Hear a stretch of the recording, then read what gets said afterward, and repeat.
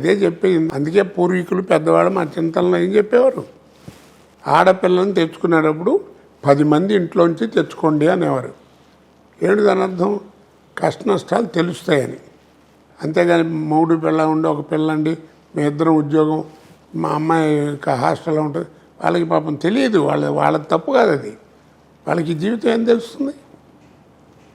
కాబట్టి పెళ్ళైన తర్వాత your life is linked with your wife, అది గుర్తుంచుకోవాలి. నిన్ను పద్ధతిగా ఉండమంటలే, నీ ఏడుపు నువ్వేడు, అది నేడితే బయట. నేనేం పద్ధతిన అంటల్లా.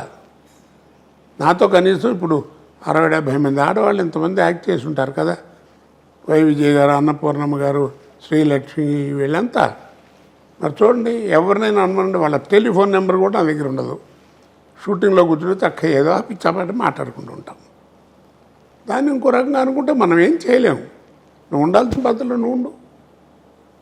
అలా ఉంటాం కాబట్టి ఇంట్లో ఆడవాళ్ళు కూడా మనం నమ్ముతారు.